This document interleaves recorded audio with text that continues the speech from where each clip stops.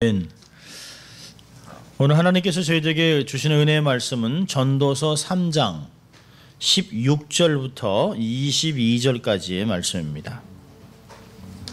구약 전도서 3장 16절부터 22절까지의 말씀입니다. 하나님의 말씀을 봉독해 드릴 때 여러분의 삶의 은혜가 있기를 바랍니다. 하나님의 기록된 말씀입니다. 내가 해 아래서 또 보건대 재판하는 곳에 악이 있고 공의를 행하는 곳에도 악이 있도다. 내가 심중에 이르기를 의인과 악인을 하나님이 심판하시리니 이는 모든 목적과 모든 일이 이룰 때가 있음이라 하였으며, 내가 심중에 이르기를 인생의 일에 대하여 하나님이 저희를 시험하시리니 저희로 자기가 짐승보다 다름이 없는 줄을 깨닫게 하려 하심이라 하였노라. 인생에게 임하는 일이 짐승에게도 임하나니 이 둘에게 임하는 일이 일반이라. 다 동일한 호흡이 있어서 이에 죽음같이 저도 죽으니 사람이 짐승보다 뛰어남이 없으면 모든 것이 헛됨이로다. 다 흙으로 말미암았으므로 다 흙으로 돌아가나니 다 한 곳으로 가거니와 인생의 혼은 위로 올라가고 짐승의 혼은 아래 곧 땅으로 내려가는 줄을 누가 알랴. 그러므로 내 소견에는 사람이 자기 일에 즐거워하는 것보다 나은 것이 없나니 이는 그의 분복이라. 그 세누사를 보게 하려고 저를 도로 데리고 올 자가 누구이랴. 하나님의 말씀이었습니다. Good morning. 정말 덥습니다. 덥다라고 밖에는 할 말이 없네요. 사실은 평안하셨습니까? 잘 주무셨어요? 라고 말하기도 좀 죄송합니다. 너무 더워서 잠자기도 힘들고, 요즘 보면 너무 더워서 잠을 못 잔 것 같아요. 사람들이 이렇게 얼굴을 보면 퉁퉁 부어있고, 아침에 보면 왠지 이렇게 해를 보면서 짜증을 내는 모습들을 자주 보게 됩니다. 뭐 이렇게 해가 짧으냐 뭐 이렇게 얘기도 하고, 밤이 짧다라고도 얘기를 합니다. 어쨌든 간에 여러분, 이렇게 주일 예배에 참석한 여러분을 환영하고 정말 참 잘 오셨습니다. 자, 우리 한번 또 양손을 좀 가슴에 얹고 우리 한번 두 번 외쳐보죠. 나는 하나님의 특별한 사랑을 받은 사람이다. 우리 함께 하겠습니다. 나는 하나님의 특별한 사랑을 받은 사람이다. 나는 하나님의 특별한 사랑을 받은 사람이다. 아멘입니까? 예. 어쨌든 어떤 상황이든 어떤 문제가 온다 할지라도 우리가 하나님의 사랑을 받고 있다는 것은 전혀 변하지 않습니다. 자, 그렇기 때문에 우리 삶의 모토를 또 한번 외쳐보죠. 자, 하나님을 기쁘시게, 예, 사람을 행복하게. 예, 그렇습니다. 하나님의 사랑으로 살아간다고 하는 것만큼 얼마나 행복한 일이 있는지 몰라요. 하나님이 나를 불꽃 같은 눈으로 지켜보고 있다. 사람은 참 제한적이죠. 저희 딸 둘이 위튼 칼리지에 다니고, 아들은 늘 곁에 있지만 늘 곁에 있는 아들보다 보지 못하는, 또 아파하고 힘든다라고 얘기하면 마음이 이게 이게 저미옵니다. 그래서 이 아이들을 어떻게 하면 도와주고 또 섬겨주고 잘 자기 인생을 펼쳐갈 수 있도록 길을 만들어 줄 수 있을까. 그러면서도 늘 느끼는 것은 자녀를 사랑하면 변함없지만 그 자녀를 위해서 해줄 수 있는 것이 너무 많지 않다는 것이에요. 어릴 때 부모님한테 저는 참 운동을 참 좋아했었는데요. 태권도를 어릴 때부터 이제 초등학교 때 열심히 하다가 무료로 가르쳐 준다고 해서 학교에서 열심히 배워서 빨간띠까지 땄습니다. 근데 승단 시험을 하는데 국회의원에 가서 700원을 내야 되기 때문에 그 700원 때문에 그 단을 못 땄어요. 그래서 그놈의 돈 그냥 왼수 그래서 부모님 정말 이걸 안 줘가지고 아이의 인생을 이렇게 됐나 하면서 굉장히 막 슬퍼했습니다. 고등학교 때 친구들 막 4단 5단 따고 막 이렇게 그러면서 대학교 가면서 이 아이들이 막 사우디아라비아 막 이런 데로 태권도 사범으로 막 갔습니다. 그러면서 정말 참 속상하다고 생각을 했어요. 근데 자녀를 키우다 보니까 해주고 싶은데 하지 못하는, 그러면서 아이들에게 정말 이렇게 더 하지 못하는 마음이 너무 안타깝다는 마음을 느끼면서 이제서야 철이 들어서 부모님은 얼마나 힘드셨을까 하는 생각들을 해봅니다. 아마 여러분이 삶을 살아가면서 인생이 너무 불공평하다라고 하는 것들을 생각하셨는지 몰라요. 어떤 분들은 it's fair 하고 살아가지만 삶은 좀 it's not fair. 애들이 맨날 얘기합니다. it's not fair. 어떤 아이들은 공부를 전혀 하지 않았는데도요, 시험 전날 시험이 어디 있는지도 몰라요. 평상시에 클래스를 안 오기 때문에. 대학교 때 다니다 보면. 근데 그 전날 와서 싹 한 페이지 보고 몇 페이지 보고 그 다음날 시험 룰루랄라 하고 A 받고 나갑니다. 나는 하루 종일 일주일 내내 공부했는데도 그냥 비료 씨나 이렇게 뿌리고 이렇게 이 좀 삶이 너무 안 좋다. 저는 일주일에 40시간씩 일하고 대학교 때도 50시간씩 일을 하고 학비를 버느라고 정신 못 차리는데요. 어떤 아이는 그냥 의사 부모를 둔 아이들은 그냥 편안하게 방학이면 저는 방학 때가 되면 더 많은 일을 해야 되기 때문에 두 짭 뛰고 이랬는데 어떤 아이들은 방학이 되면 프랑스로 가서 또 어떤 아이들은 뭐 다른 나라로 가고 여행을 떠나는 걸 보면 세상은 참 너무 공평하지 않다. 그런 것들을 많이 생각합니다. 누구는 인삼 먹고 누구는 뭐 도라지 먹냐, 뭐 인생이 이럴 수 있냐, 뭐 이런 것들을 많이 생각했습니다. 어떤 사람은 그래요. 야, 나같이 잘생긴 사람이 왜 아직도 싱글이냐, 뭐 이렇게 얘기합니다. 아니, 나같이 이쁜 사람을 왜 남자들은 눈이 삔 거야, 뭐 이렇게 생각할 수 있습니다. 어떤 면에서는 참 교만하게 되기도 하지만 참 불공평한 것 같아요. 어떤 사람은 갖고 싶은 거 다 가졌어요. 나는 갖고 싶은 거 하나도 없어요. 정말 불공평한 것 같습니다. 세상을 보면 많이 그런 것 같아요. 부족한 천연자원. 정말 어느 나라는 그냥 파기만 하면 막 천연자원이 막 가득 찼습니다. 어느 나라는 파도 아무것도 없어요. 정말 아무것도 없는 나라. 미국에서 버리는 음식을 가지고 전 세계가 다 먹을 수 있답니다. 우리가 낭비하는 음식을 갖고.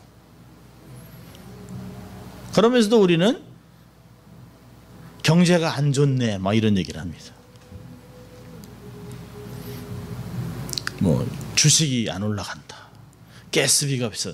사실 가스비 미국 그렇게 비싼 거 아니에요. 다른 나라 가보면 굉장히 비쌉니다. 그러면서도 보면 미국의 1%가 미국의 돈의 99%를 갖고 있다는 얘기를 합니다. 95% 어떤 면에서는 99%까지 갖고 있다고 그래요. 야, 정말 아무리 해도 집을 살 수가 없는. 한국 아이들은 요즘 헬조선이라고 그러잖아요. 더 이상 살 수가 없다. 그러니까 노력을 해도 안 되니까 노력이라는 글자를 노력이라고 씁니다. 노력. 아무리 해도 안 된다는 거지. 도시화가 되죠. 시골에서 아무리 해도 농사를 져도 빚만 늘어납니다. 그러니까 사람들이 도시로 계속 몰리는 것입니다. 여러분, 세상 사람들이 정말 바라는 게 뭘까요? 평등하게 살아가는 것이에요. 사실 평등보다는 공의로운 삶이 굉장히 중요한 것입니다. 우리가 이 세상을 살아가면서 선이 승리하고 악이 심판받기 원하죠. 그래서 항상 보면 권선징악이 있는 것이에요.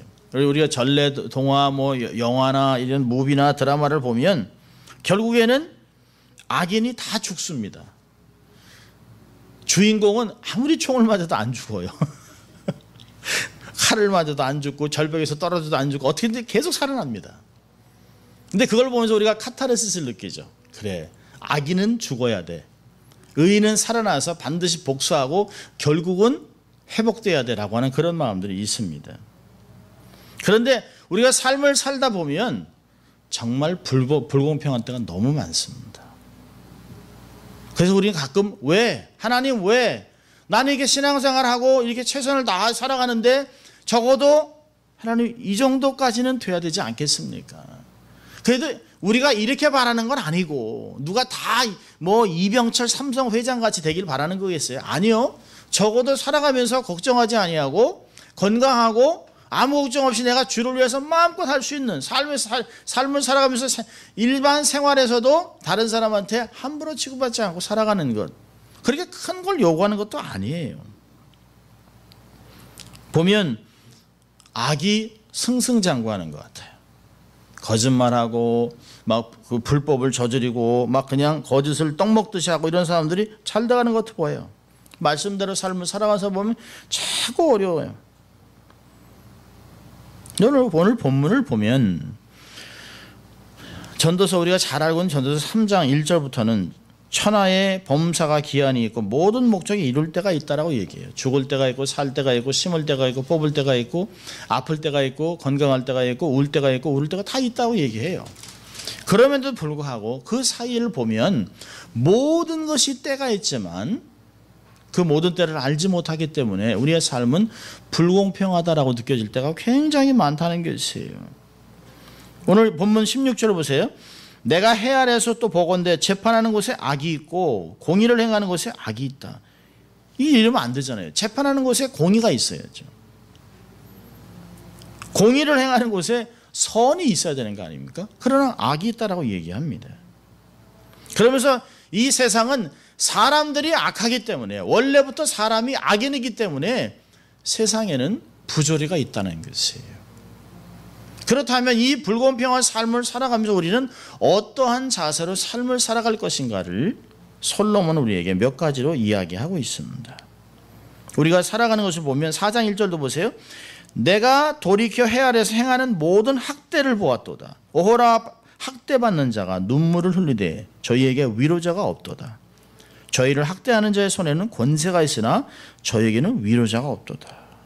악인들이 득세하고 선인들이 힘들어하고 그 선한 사람을 도와주는 사람이 하나도 없다는 거예요. 어떻게 세상이 이럴 수 있을까?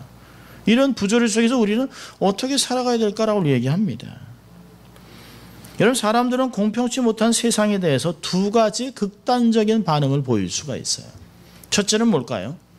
이건 다 저놈들이 잘못한 거야. 세상이 공평하지 못해. 정부가 나빠. 그래서 분노와 복수심에 사로잡혀서 보복하는 심리가 생깁니다. 그래서 묻지마 살인도 하는 거고 정말 막가파도 생기는 것이고 내가 이렇게 가난하고 힘든 것은 저기 정부가 부정을 저지르고 정부에 있는 사람들이 가난한 자를 착취하고 그래서 결국은 나는 점점 더 가난하고 살아날 길이 없기 때문에 저 사람들 거를 다 뺏어야겠다, 죽여야겠다라고 복수심으로 보복하는 행위가 생깁니다. 그래서 굉장히 사람이 독해집니다. 또 한편으로는요, 자포자기하죠. 해도 안 되는 거예요. 정말 이곳에 해가 들을까? 반지하에서 살면서 아무것도 볼 수 없는 늘 페이먼트 때문에 절절절 매고 주인한테 막 목을 잡히고 그냥 힘들어하고 막 매동맥이 쳐지고 그러면서 이렇게 살아서 뭐 하나? 그래서 결국에는 세모녀의 자살 이야기가 나오잖아요. 반지하에서 살다가 아무리 해도 돈으로 집 페이먼트라고 먹고 살 길이 없어요. 가서 이렇게 뭐 정부에 도와달라, 뭐 교회에 가서 도와달라 얘기를 했으면 될 텐데 그러지 아니하고 이렇게 사느니 나도 장애가 있고 너희들도 살아야 뭘 하겠냐? 그냥 같이 죽자 해서 세모녀가 자살을 해버렸습니다. 그러니까 세상에 공평하지 못하다고 내가 느끼면 이게 상처가 되면서 한쪽에서는 보복하고 죽이려고 한쪽에서는 차라리 내가 죽고 말지. 그리고 자살하는 일들이 벌어지고 있습니다. 이게 한국만이 아니에요. 모든 곳이 다 그렇습니다. 모든 곳이 다 그렇습니다. 미국이 하루라도 안전한 날이 없잖아요. 지난주도 아리조나주에서 대학교에서 총사고가 났습니다. 총기 사고가 자고 일어나면 총기 사고가 일어납니다. 그렇다면 우리는 이런 상황 속에서 성경을 읽고 이 말씀을 우리에게 주신 전능하신 하나님을 믿는 사람들이라면 우리는 이런 불공평한 사회에서 우리는 어떻게 살아야 할 것인가를 성경을 통해서 보는 것입니다. 자, 우리 17절을 보겠습니다. 우리 17절 같이 읽겠습니다. 내가 심중에 이르기를 의인과 악인을 하나님이 심판하시리니 이는 모든 목적과 모든 일이 이룰 때가 있음이라 하였으며. 첫째로 하나님의 공의의 하나님을 바라봐야 합니다. 공의의 하나님. 하나님은 반드시 심판하세요. 반드시 하나님은 공의를 이루시는 하나님입니다. 성경의 역사를 보면 하나님이 공의의 하나님을 알 수 있어요. 악이 관영할 때까지 두세요. 그리고 도저히 안 되겠다 하면 그 악을 완전히 정리합니다. 하나님이 인간을 창조하시고 참 보기에 좋았다, 심히 좋았다라고 그랬습니다. 그런데 그들이 악을 행하고 하나님의 범죄하고 에덴 동산에서 쫓겨나고 그리고 자기들의 마음대로 자기들의 이름을 짓고, 여러분 창세기 4장을 보면 모든 것이 다 자기들 중심입니다. 하나님이 평화를 줬을 때는 보호막도 치지 않고 성을 지을 필요가 없어요. 무기를 만들 필요도 없었습니다. 그런데 그들이 하나님 앞에서 쫓겨나고 하나님의 평화를 경험하지 못하고 하나님의 보호막이 자기들의 삶에 거둬간 것을 생각하니까 스스로 어떻게 해요? 성을 만들기 시작합니다. 그 성을 하나님의 성이 아니에요. 자기 아들의 이름으로 에녹상이라 짓습니다. 그리고 악기를 만들어요. 그건 다 자기들이 만드는 신을 위해서 하는 것이에요. 또 무기를 만들어서 전쟁을 하고 죽이고 빼앗는 일을 벌이고 있습니다. 그러니까 창세기 6장을 보면 하나님이 사람 지으신 것을 후회하셨다. 마음이 너무너무 아팠어요. 그들의 생각하는 것부터 악함을 보시고 그들을 홍수로 싹 쓸어버리시게 작정하셨습니다. 홍수로 쓸어버리셨어요. 그리고 노아의 가족 8명만 남았는데 정말 그들이 다 에덴 동산으로 돌아가는 그런 착한 사람이었습니까? 아니에요. 그렇게 하나님의 무서운 징계를 받음에도 성경이 가르쳐주는 게 뭐예요? 사람은 변하지 않는다는 거예요. 사람의 본성은 악하다는 것이에요. 자기의 주위에 있는 온 세상에 8명 빼놓고 다 죽었잖아요. 아무도 남은 사람이 없어요. 전 세계적으로 지구적 전체로 홍수가 있었습니다. 8명 빼놓고는 다 죽었어요. 그런데 그 안에서도 악을 행합니다. 하나님을 경외하고 하나님을 두려워하고 하나님을 경배하고 하나님만 의지하고 삶을 살아가야 되는 사람들이 어느새 악을 행하고 자기의 의지대로 행하는 걸 볼 수 있어요. 성경에 반복되는 내용이 뭐예요? 평화롭게 있다가 사람들이 악을 행해요. 하나님의 노를 바라게 합니다. 그리고 징계를 받습니다. 징계받으면 울고 하나님께 부르죠. 하나님 살려주세요. 도와주세요. 그럼 하나님이 사람을 세우시고 회복하고 선지자를 보내고 또 하나님께서 사사를 세워서 나라를 다시 회복한 후에 평안을 누리면요. 또 세월이 지나고 나면 우상 숭배하고 하나님을 대적하는 일이 있습니다. 도저히 죄 때문에 구원을 받을 수 없는 이 악순환이 반복되니까 하나님께서 육신의 몸을 입고 오셔서 인간을 위해 돌아가시잖아요. 그리고 구원의 길을 만들어 놓으셨습니다. 참 하나님은 얼마나 인내가 많으신지 몰라요. 심판하신 하나님, 공의의 하나님 같으면 사실 끝내야 되는 거잖아요. 우리는 이제 컴퓨터 세대거든요. 컴퓨터 세대이기 때문에 이렇게 하다 싫으면 딜리트해요. 심시리, 이렇게 심시리라는 게 있어요. 우리가 막 도시를 막 짓다가 이게 안 되면 그냥 딜리트해서 싹 지우고 다시 지우면 돼요.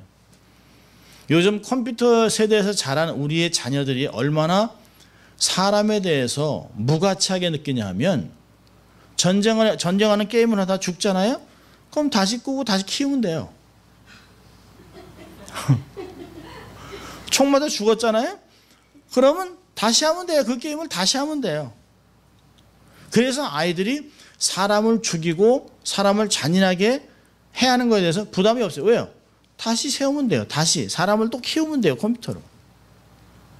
근데 하나님은 우리를 딜리트하지 않습니다.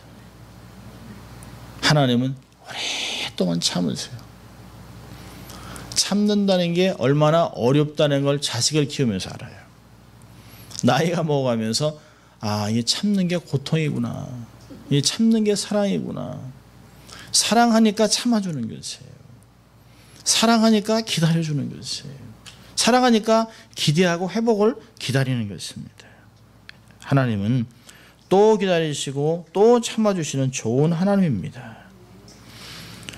우리가 불공평한 세상 속에서 힘들어하는 이유는 하나님이 공의롭다, 하나님은 공평하다, 하나님은 은혜롭다는 것을 자꾸 잊어버리기 때문입니다. 이사야 40장 3절부터 5절까지 보면 주님이 오시는 그날을 이렇게 기록합니다. 세상의 모든 불공평한 것이 다 공평하게 될 것이라고 예언하고 있습니다.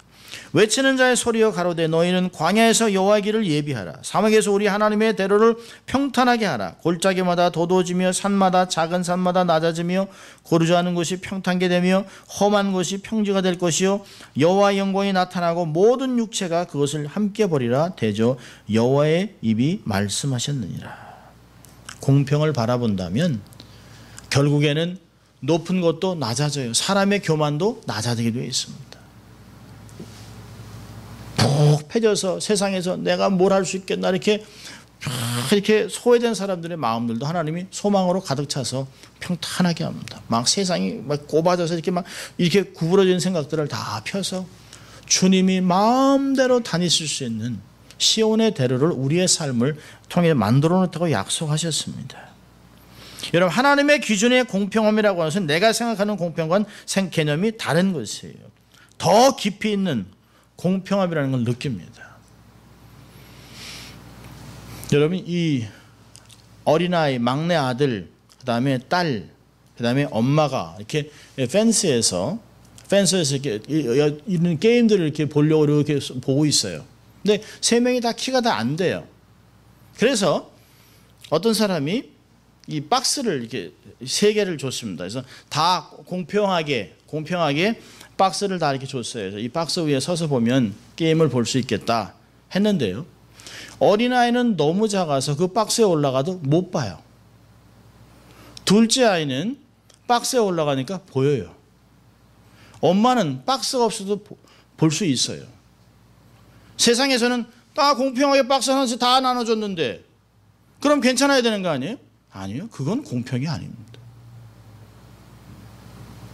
하나님의 공평은 뭘까요? 가장 어린 아이에게 박스를 2개를 주는 거예요. 그래서 그 아이가 서서 게임을 보게 하는 것이에요. 엄마는 박스가 없어도 괜찮잖아요. 모두 3명이 동일하게 누릴 수 있는 것. 그것이 하나님이 얘기하는 공평입니다. 공평을 뭐라고 합니까? 공의라고 얘기하는 것이에요. 똑같은 사람이 100원을 갖고 살 수 있는 것이 아니에요. 어떤 사람은 10,000원이 필요합니다. 어떤 사람은 10원만 갖고도 살 수 있어요. 우리가 생각하는 세상의 공평은 다 100원씩 주는 거예요. 다 1,000원씩 주는 것이 아니요. 어떤 사람은 10,000원이 있어야만 삶을 살아가는 사람이 있습니다. 건강한 사람에게는 어떤 도구가 필요 없어요. 건강한 사람은 층계가 있어도 괜찮아요. 하나님의 공의는, 하나님의 공평은 장애인들에게 층계를 없이 윌체어로 올라갈 수 있는 길을 만들어주는 것이에요. 그게 성경의 세계는 하나님의 공의입니다. 하나님의 공의는 우리에게 뭐라는 게 강한 자가 약한 자들을 위해 섬기라는 것이에요. 많은 자가 없는 자들에게 베풀라는 것이에요. 그래서 모든 길을 평탄하게 하고 주의 마음을 가지고 공의를 만들어가며 하나님의 마음을 세상에 펼치라고 하는 것이에요. 우리는 신앙생활 하면서도 생각하지 않습니다. 신앙생활 하면서도 세상에서 얘기하는 공평을 가지고 나는 그렇게 했다라고 생각하고 만족하고 살아가요. 내가 범죄했습니까? 내가 거짓말했습니까? 사람을 죽였습니까? 내가 무슨 나쁜 일 했습니까? 그걸로 내가 만족하고 의롭다고 생각해요. 아니요, 그렇지 않습니다. 가난한 자가 있는데 돕지 않았다면 나는 공의로운 삶을 살지 않은 것이에요. 내가 건강한데 장애 있는 사람들을 돕지 않았다면 그건 나는 의로운 삶을 살지 않은 것이에요.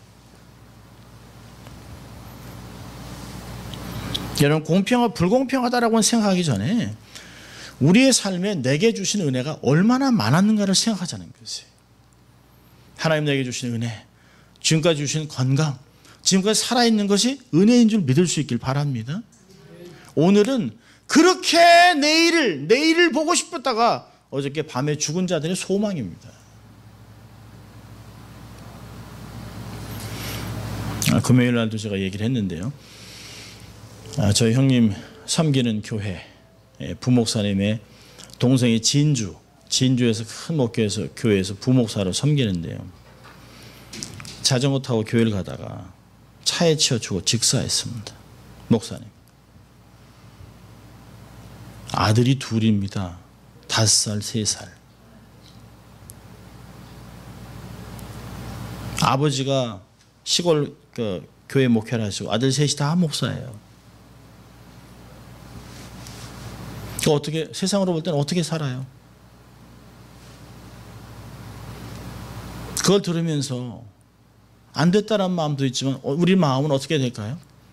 하나님, 그들보다 내가 잘난 것도 아닌데, 그 목사님보다 내가 더 의로운 것도 아닌데 나를 이 땅에 두신 거 감사합니다. 내가 주의 뜻을 이뤄갈 수 있도록 이 건강을 가지고 주신 것을 가지고 주를 위해 살아가고 가난하고 소외된 자들을 도울 수 있는 마음들을 주십시오. 그것이 공평히 하나님을 생각하며 살아가는 우리의 자세가 되어야 하는 것입니다. 지금까지 너무 부족했지만 하나님이 내가 알지도 못하고 깨닫지도 못하는 것들을 통해서 내게 은혜 주시고 보호해 주시고 살게 하시고 소망을 주신 것 감사하다고 내가 이 땅에서 공의를 베풀어가는 그런 사람이 돼야 된다라고 하는 것입니다. 하나님의 공평함을 바라보세요. 공의의 하나님의 초점을 맞추세요. 그리고 현실이 불공평하다 낙심하는 자들과 함께 하지 마시고 오히려 그럼에도 불구하고 하나님은 공의롭습니다. 하나님은 공의의 하나님이라고 선포하는 여러분 될 수 있기를 주의 이름으로 축원합니다. 자, 두 번째로는 나의 부족함을 보아야 합니다. 18절 보세요. 같이 읽습니다. 내가 심중에 이르기를 인생의 일에 대하여 하나님이 저희를 시험하시리니 저희가 자기가 짐승보다 다름없는 줄을 깨닫게 하려 하심이라 하였노라. 그렇습니다. 사람들은 세상에 살기 힘들고 불공평한 원인으로 참된 지도자가 없다. 사회구조가 정말 잘못됐다. 사회구조에 있다고 얘기합니다. 사실 많은 경우에 삶이 외부의 원인이 있다고 생각하고 환경을 쉽게 탓할 수 있어요. 그러면서 손가락질 하잖아요. 정말 저 사람들 때문에 정부가 변해야지. 아우 정말 뭐 이렇게 합니다. 근데 우리가 가만히 생각해 보면 나는 문제 없습니까? 사실은 우리 가정에 또 우리 교회에 이 사회의 모든 문제는 사실은 나로부터 시작된 것이 사실 많아요. 우리가 종종 사람 때문에 세상의 불공평을 탓합니다. 사람 때문에, 저 사람 때문에, 이 환경 때문에, 시스템이 나빠서. 여러분 18절 보면 사람을 짐승에 비교하고 있습니다. 가장 고귀한 존재로 지음받은 인간이 구원받기 전에는 타락한 풍성을 갖고 있어요. 짐승하고 별다른 차이가 없어요. 사람이 어떤 존재인지 알기 때문에 예수님은 이 땅에 계실 때 사람에게 자기의 삶을 맡기지 않으셨어요. 세상의 불공평을 논하기 전에 우리 속에 감춰있는 타락한 본성을 좀 볼 필요가 있어요. 우리가 죄를 지었기 때문에 죄인이 아니죠. 죄인이기 때문에 반복해서 죄를 짓습니다. 반복해서. 우리가 직분이라고 하는 옷을 하나 둘씩 더 입음으로 우리는 죄를 교묘하게 짓는 것뿐이에요. 안 들키고 살아갈 뿐이에요. 내가 어느 목사를, 어느 장로를, 집사를, 교회를 지적하고 반박하고 폄하하고 판단할 자격이 없어요. 그들은 잡힌 인생이고 우리는 안 잡힌 인생이에요. 죄인들도 감옥에 있는 죄인도 감옥에 있는 사람은 우리는 안 잡혀서 안 들어간 죄인일 뿐입니다. 우리 안에 얼마나 방탕하고 우상숭배하고 정말 음란하고 시기와 분노와 이기심이 얼마나 많은가 보세요. 얼마나 많은가. 우리의 추한 모습을 들여다보고 하나님 정말 나는 내놓을 게 아무것도 없습니다 라고 고백하는 그런 삶을 살아야 하는 것입니다. 우리가 하나님의 거룩을 경험하는 순간부터 우리가 얼마나 추하고 악한지 알게 돼요. 우리가 예배를 드리면서 거룩한 하나님을 만나야 합니다. 하늘문이 활짝 열리면서 하나님의 신령한 것들을 바라봐야 되는 것이에요. 말씀을 통해서 이 세상이 다가 아니구나.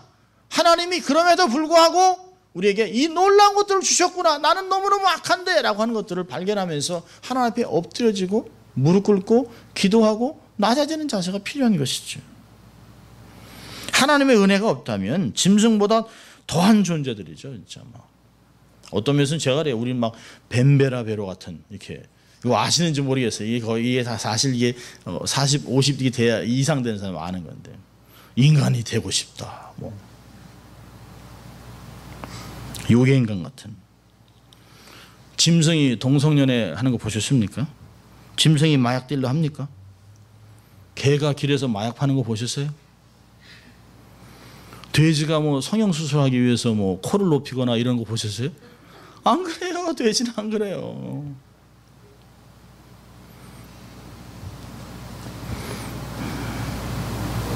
사람만 그렇습니다. 그런데 하나님이 지켜주시니까 이만큼 살아가는 것이에요. 하나님이 우리를 하나님의 형상되게 하셨고 우리가 하나님의 은혜를 깨달으면 내가 정말 어떻게 이렇게 살았나. 또 전에는요, 내가 내 힘으로 살았어. 나 이 주먹을 믿지. 내가 아침부터 저녁까지 최선을 다한 거야. 그래서 돈 번 거야. 그래서 승리한 거야. 라고 하다가도요, 하나님의 은혜를 딱 경험하면 나의 나 된 것은 하나님의 은혜라. 내가 아무리 수고해서도 하나님이 하지 않았다면 어떡해. 또요, 악하고 추한 인생을 살았던 사람들이 정말 하나님이 나를 그대로 두셨다면 개되지 못한 인간 나를 하나님 형상으로 완전 회복하셔서 정말 사람답게 하셨구나. 하나님 감사합니다라고 하는 깨달음이 있어야 된다는 것이. 기억하세요. 우리의 본성은 착한 것이 하나도 없습니다. 한국 사람들은 이 감정이 많아서 슬픈 거는 금방 눈물 흘려요. 그리고 어떤 사람이 울면 같이 울다가 왜 우는지도 몰라. 왜 그냥 아니 드라마 보고도 우는 사람들이 뭘 드라마 보고 막 웃으면서 잘 됐어 역시. 영화도 많이 울고 나오면 잘 만들었어. 아니 웃어야죠. 웃지 않고 울었는데 잘 됐다 그럽니다. 그런데 남이 잘 됐다 그러면 기분 엄청 나쁩니다. 되게 그러잖아요. 어느 아이가 좋은 데 갔다 그러면 별로 공부 잘하던 애 아니었던데 어떻게 갔지? 여러분 우리가 부족을 깨닫게 되면 겸손해집니다. 나의 완고함을 깨달으면 하나님은 참 좋은 하나님이라는 걸 깨달아요. 나를 참아주신 하나님 앞에 낮아지세요. 하나님의 은혜는 낮은 것을 임합니다. 주님이 늘 그러셨어요. 나는 온유하고 겸손하다. 내게와 멍에를 메고 내게 배워라. 그런 너희가 마음이 쉼을 얻겠다.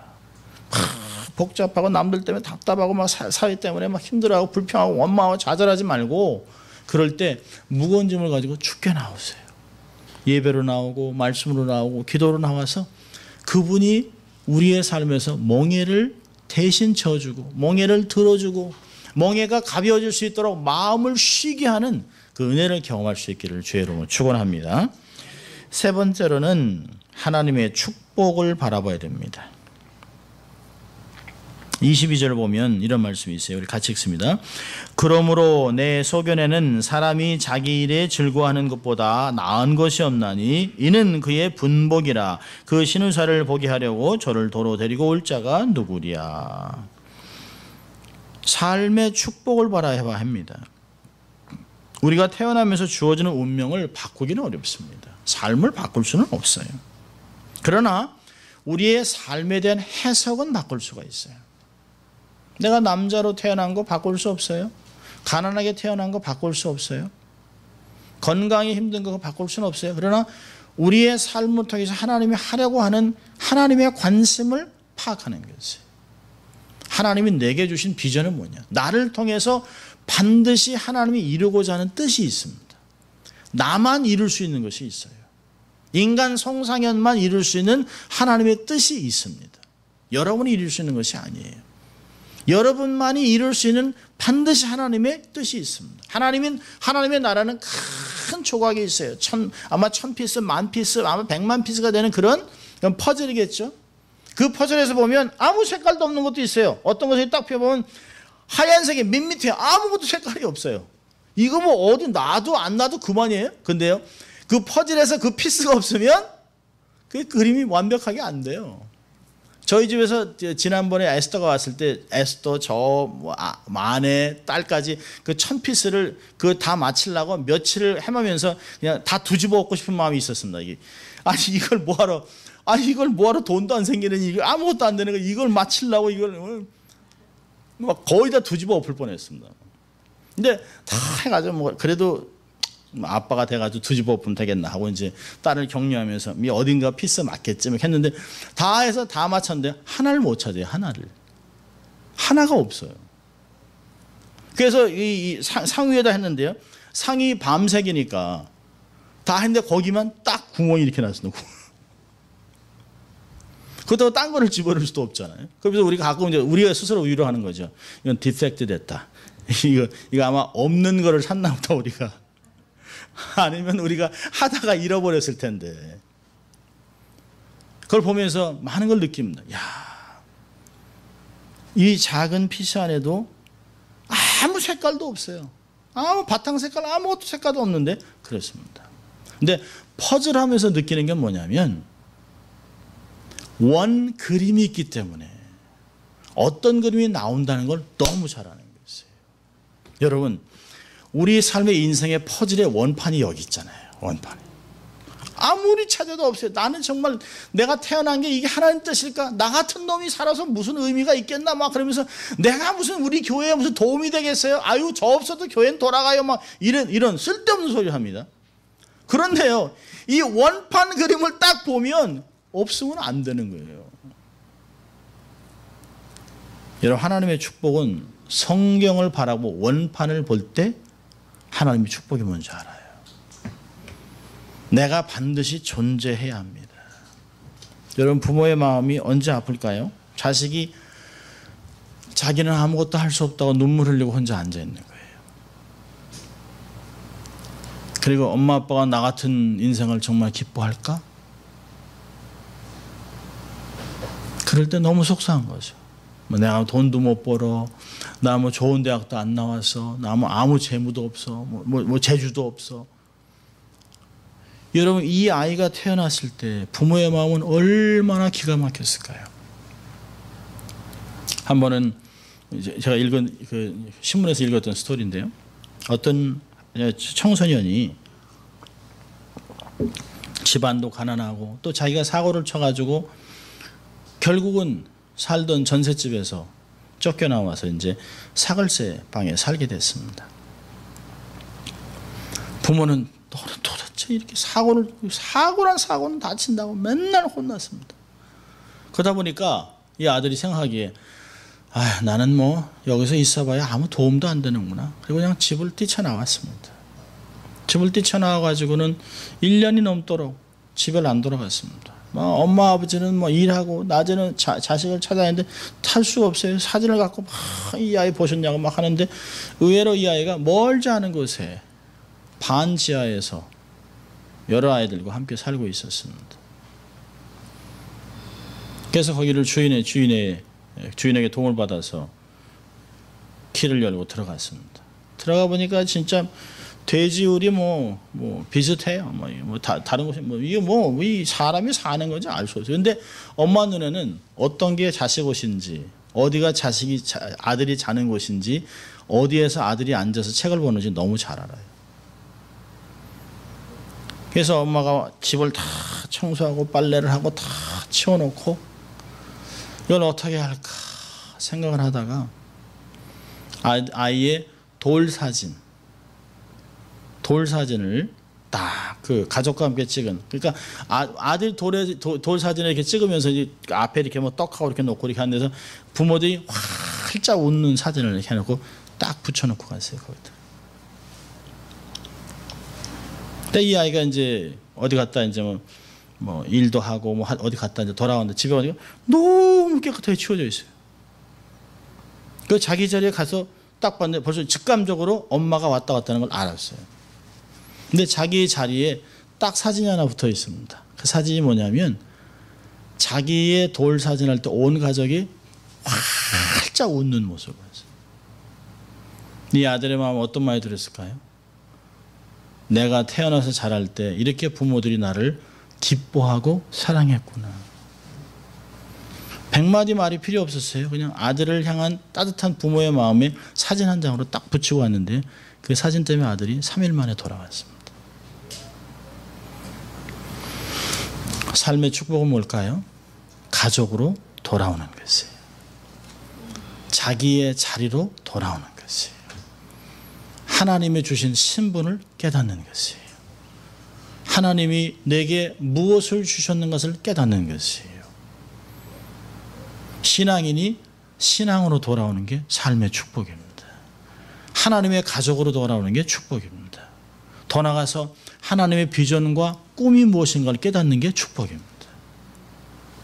성경은 이야기하고 있습니다. 로마서 8장 28절에 그랬습니다. 우리가 알거니와 하나님을 사랑하는 자고 그 뜻대로 부르심을 입은 자들에게는 모든 것이 합력하여 선을 이루느니라. 하나님을 믿어드리는 것이에요.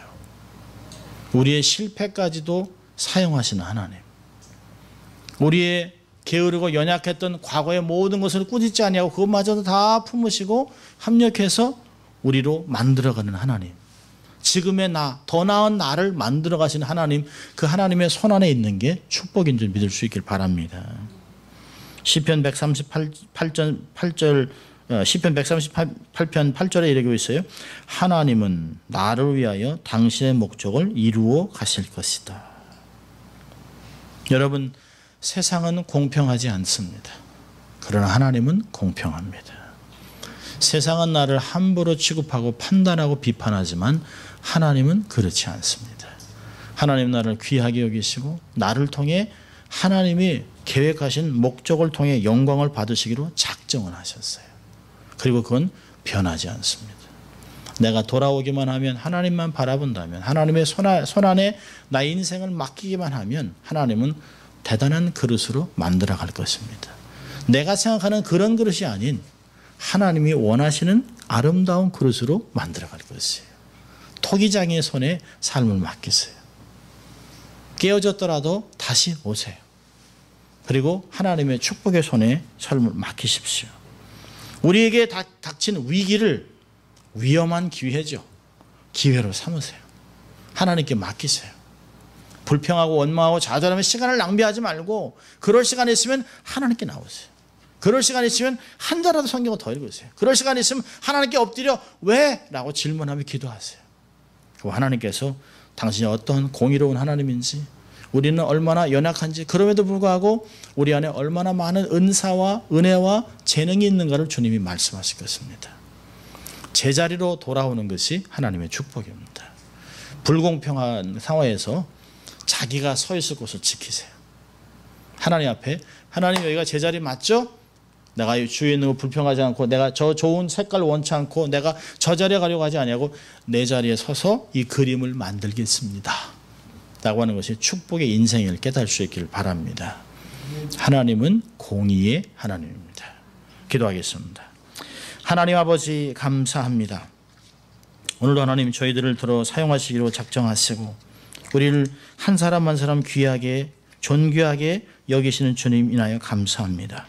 하나님 나를 사용하여 당신의 영광을 드러내시고 전능하신 하나님의 자녀들로 왕과 공주들 같이, 왕자와 공주들 같이 이 세상에서 당당하게 살아가고 소외되고 어렵고 힘든 자들을 도와주고 함께 하나님의 나라를 세워나가는 저희들 될 수 있도록 하나님 축복하여 주시옵소서.